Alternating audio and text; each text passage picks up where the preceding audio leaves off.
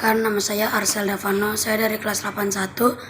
Pada kesempatan video kali ini, saya akan menjelaskan tentang pluralitas masyarakat Indonesia. 1. Keberagaman disebut juga sebagai pluralitas atau kemajemukan. Pluralitas atau keberagaman ini dapat pula disebut kebinekaan. Selain pluralitas, ada pula konsep lain yang perlu diketahui, yaitu konsep multikultural. 2. Multikultural berasal dari dua kata, yaitu multi yang berasal banyak dan kultural yang berarti budaya. Masyarakat multikultural merupakan masyarakat yang aktualnya terdiri atas berbagai golongan, suku, bangsa, ras, agama, dan budaya. Perbedaan agama. 1. Agama Islam. Terdapat 3 teori mengenai proses masuknya agama Islam ke Indonesia, yaitu teori Gujarat, teori Mekah, dan teori Persia. A. Menurut teori Gujarat, Islam dibawa ke Indonesia oleh para pedagang Islam Gujarat, India sekitar abad ke-13. B. Menurut teori Mekah, Islam dibawa ke Indonesia sekitar abad ke-7 oleh pedagang Arab. C. Menurut teori Persia, Islam di Indonesia dibawa masuk ke orang-orang Persia sekitar abad ke-13. Agama Kristen. 1. Agama Kristen Protestan berkembang di Indonesia disebarkan oleh Belanda abad ke-17. 2. Agama Kristen Protestan menyebar di berbagai wilayah Indonesia seperti Maluku, Sulawesi Utara, Nusa Tenggara Timur, Jawa Timur, Jawa Tengah, Jawa Barat, Sumatera Utara, Kalimantan Selatan, Kalimantan Barat, Kalimantan Timur, dan Kalimantan Tengah. Agama Kristen Katolik. 1. Kristen Katolik menyebar pada masa kolonial dari Malaka hingga ke Maluku, disebarkan terutama oleh orang Portugis abad ke-16. 2. Umat Kristen Protestan dan Kristen Katolik memiliki sejumlah hari besar antara lain sebagai berikut. A. Natal pada tanggal 25 Desember, hari raya ini merupakan hari kelahiran Yesus Kristus. B. Jumat Agung untuk memperingati hari wafatnya Yesus Kristus di kayu salib.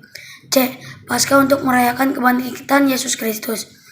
Agama Hindu. 1. Agama Hindu diperkirakan masuk ke Indonesia sejak sebelum abad ke-5.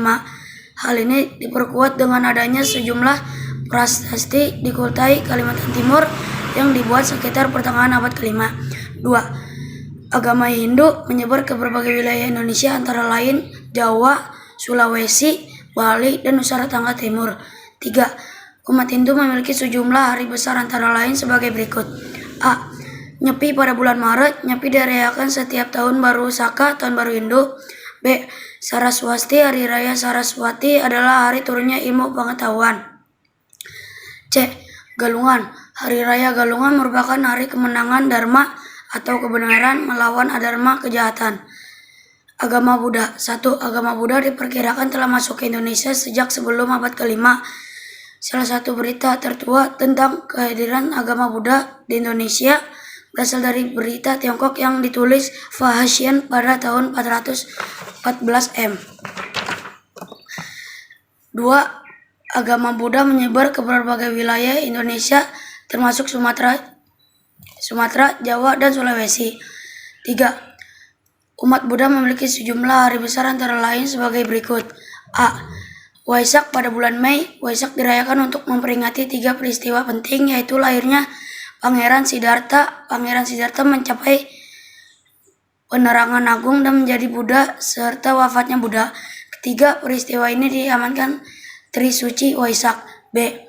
Asada memperingati 3 peristiwa penting, yaitu khotbah pertama Buddha, terbentuknya Sangka Bhikkhu, persaudaraan Bhikkhu Buddha yang pertama, dan lengkapnya Triyatna atau pelindung umat Buddha, Buddha Dhamma, dan Sangha. Agama Konghucu. 1. Agama Konghucu diperkirakan telah masuk ke Indonesia sejak ratusan tahun lalu.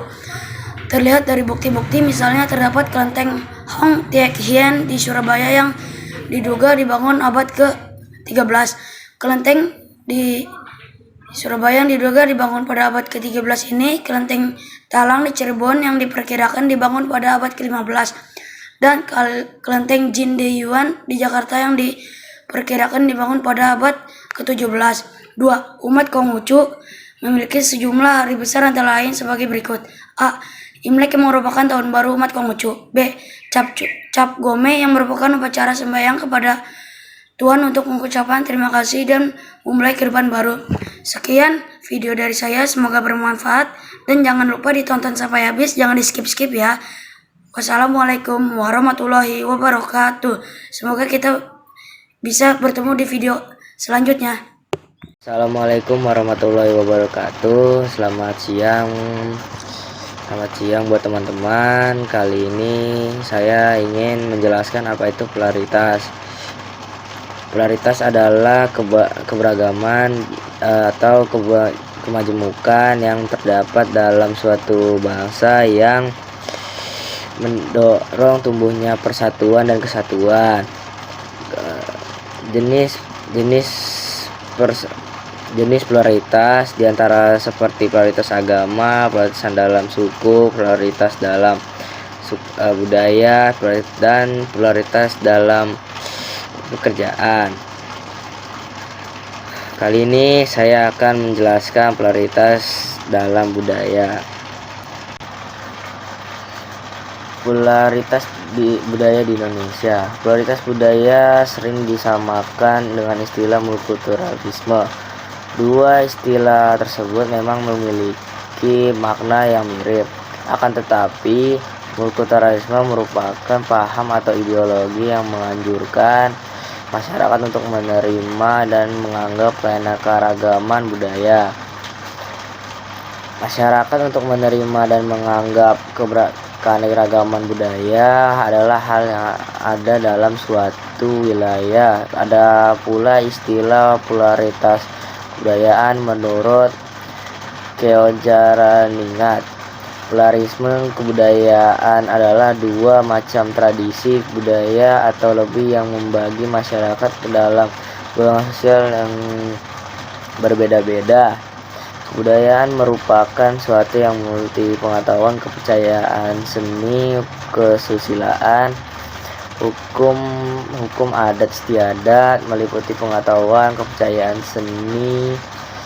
Dengan adanya polaritas budaya dalam suatu negara diperlukan dengan adanya norma budaya untuk mengatur unsur-unsur yang mencakup dalam budaya tersebut. Budaya lokal adalah budaya yang memiliki masyarakat lokal di dalamnya negara Indonesia. Masyarakat lokal itu sering disebut masyarakat setempat. Adalah masyarakat yang mendiami suatu wilayah dengan batas-batas geografis seperti gunung, laut, sungai, lembah, hutan, bukit, pesawahan, atau batas-batas buatan manusia seperti tugu, palda gapura. Keberagaman budaya tersebut kemudian tercakup dalam semboyan Bhinneka Tunggal Ika. Dalam kehidupan sehari-hari, masyarakat Bugis Makassar memiliki pedoman hidup dalam budayanya. Pedoman ini disebut budaya siri. Budaya siri merupakan konsep atau sistem nilai yang mencakup aspek rasa malu, harga diri, kehormatan, dan kebenaran. Pelanggaran dalam budaya siri oleh seseorang dapat mengakibatkan orang lain melakukan balas dendam, bahkan membunuh orang yang melanggar itu. Budaya lokal sebagai kebudayaan nasional di dalam filsafat hidup, pandangan hidup, etika, dan kearifan lokal masyarakat.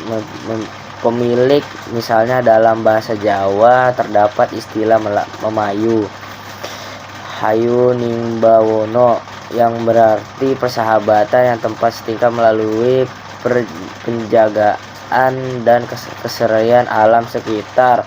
Puncak-puncak keanekaragaman budaya. Pengaruh kebudayaan terhadap budaya lokal. Kebudayaan asing adalah kebudayaan yang hidup dan memiliki oleh masyarakat di luar bangsa Indonesia. Kehidupan asing sering dianggap sebagai kebudayaan yang datang dari masyarakat barat, yaitu bangsa Eropa, Amerika, Jepang, Cina, Timur Tengah, dan sebagainya. Masuk budaya asing antara lain yang berkaitan dengan penerapan teknologi membuat budaya lokal mengalami perubahan. Kebudayaan Hindu masuk ke Indonesia sekitar 4 Masehi. Pada masa itu, kebudayaan Hindu memiliki kekuatan yang besar dan serupa dengan kebudayaan Barat. Pada saat ini, kebudayaan Hindu telah merabat dan mempengaruhi kehidupan hampir semua bangsa di dunia, misalnya kebudayaan intelektual agama Hindu yang mempengaruhi dunia Asia Tenggara termasuk Indonesia. Pengaruh kebudayaan Islam. Agama Islam memiliki pengaruh yang kuat dalam kehidupan masyarakat Indonesia di daerah yang tidak terpengaruhi agama Hindu, misalnya di daerah Aceh, Banten, Jawa, pantai utara Jawa, dan Sulawesi Selatan. Begitu juga dengan daerah seperti Sumatera dan pantai Kalimantan yang mengalami proses dan pengaruhnya yang sama. Pengaruh kebudayaan Eropa. Pengaruh kebudayaan Eropa di Indonesia dimulai dengan adanya kolonialisme dan kapitalisme bangsa Eropa seperti Belanda dan Portugis. Belanda misalnya menguasai beberapa pusat pemerintah dan juga kota-kota pemerintah seperti kota provinsi, kota kabupaten, dan kota distrik. Budaya asing tidak langsung juga mempengaruhi terhadap budaya nasional. Budaya nasional secara tidak langsung juga berpengaruh terhadap budaya nasional. Kita menyatakan perlu syarat agar suatu unsur kebudayaan nasional dapat memberi identitas warga negaranya. Hal ini mengharapkan dapat menimbulkan rasa bangga kepada mereka.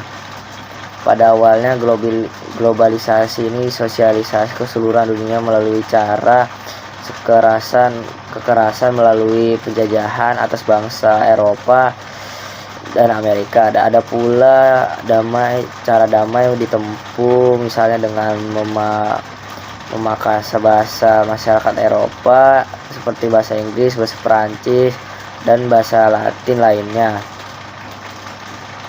Dampak pluralitas budaya bagi kehidupan bangsa. Pluralitas budaya di Indonesia dapat memberikan dampak positif dan negatif.